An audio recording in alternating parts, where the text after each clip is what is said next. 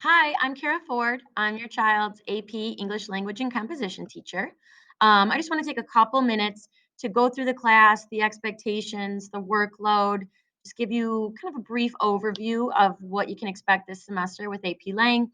But first and foremost, um, here's my email in case you have any questions or concerns, or if there's anything you think I should know about your child, please do not hesitate to reach out to me. Email is best. I don't have a phone in my classroom, so shoot me an email if there's anything that you think I should know or anything you want to discuss. My schedule, I'm really lucky in that I get to teach English 2 honors and AP Lang. So there are many students that I have for 2 years in a row, which is awesome. I get to know them very well as people, as writers, as readers. And then really I can work with them very closely on how they can grow. So I'm super lucky with that. I also this year have 2 sections of English 2 and a freshman academy. But having E2H and AP Lang has been really fun. They're my 2 favorite classes to teach. Kind of the way my class works, just like an E2H, I have Google Calendar that has every single thing we're doing for the semester on it every day.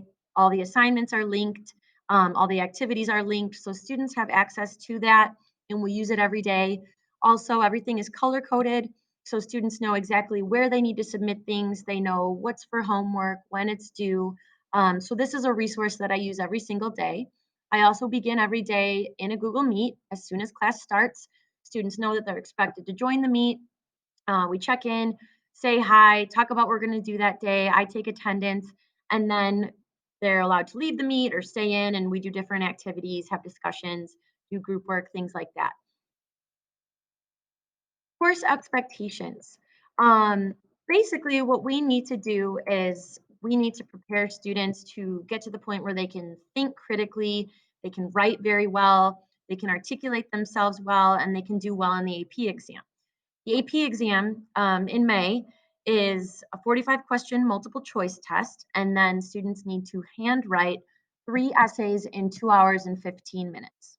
So we do a lot of work with writing. It is a composition course, and there is a college level reading and writing load that has to get approved by the college board, which is important.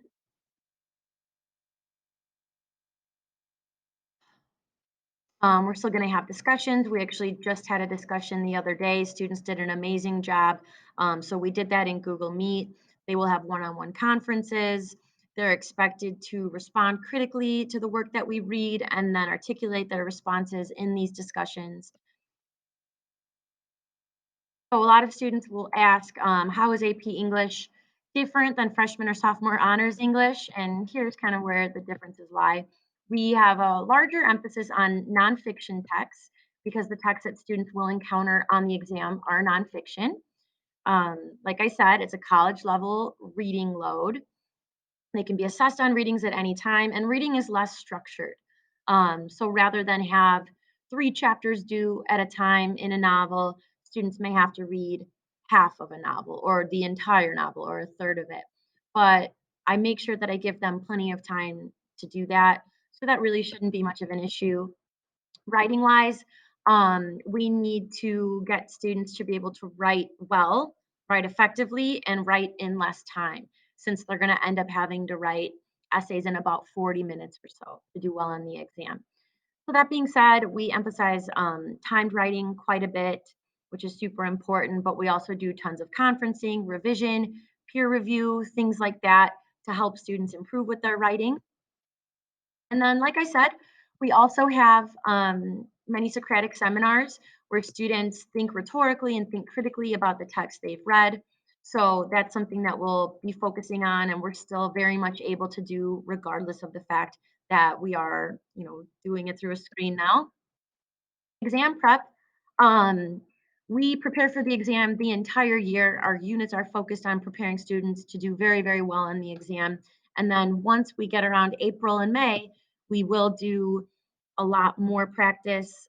Sometimes students will be writing 2 essays a day, things like that. But that's not to say that we're not preparing for the exam throughout the entire year. So we do a lot of exam prep, and we start it early this year.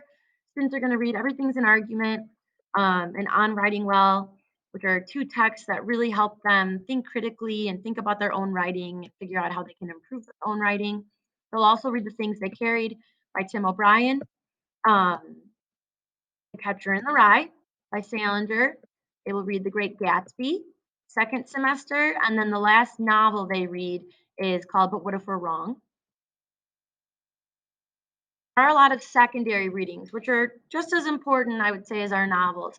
So these are the shorter speeches, articles, different texts that they read that we have discussions on and we do different activities with.